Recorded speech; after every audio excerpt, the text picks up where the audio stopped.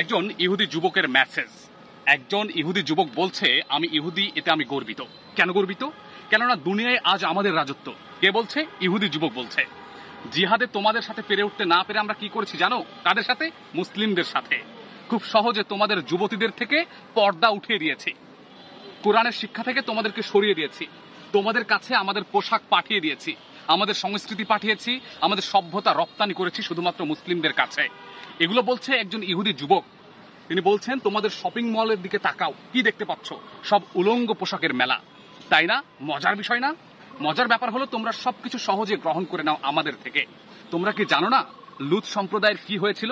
তারপরও কেন তোমরা আজকে আমাদেরকে অনুসরণ করছো? তোমরা স্লোগান দাও, ইহুদিরা আমাদের পবিত্র ভূমি ছিনিয়ে নিয়েছে, আমাদের প্রথম কিবলা দখল করেছে, কুরআন সুন্নাহকে একেবারে ধূলিসাৎ করেছে, শেষ করে ফেলেছে।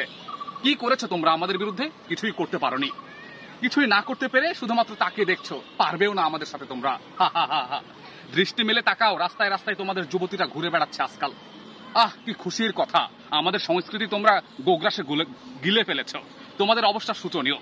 তোমরা মুসলমানরা শেষ হয়ে গেছো, প্রভু আমাদের সহায় হচ্ছেন দিনকে দিন, আর তোমরা চিল্লাচ্ছ শুধুমাত্র ওয়াজ মাহফিলে। তোমাদের শিক্ষা ব্যবস্থাকে আমরা বদলে দিয়েছি, সেখানে ইসলাম বলতে কিছু নেই, সকল কিছু আমাদের দেওয়া ইতিহাস। এগুলো বলছে কে? ইহুদি যুবক। কাদের বিরুদ্ধে? মুসলিমদের বিরুদ্ধে। তিনি আরো বলছেন, একসময় তোমরা বড় বড় সম্মানী জাতি ছিলে, এখন আমরা সম্মানী হয়েছি।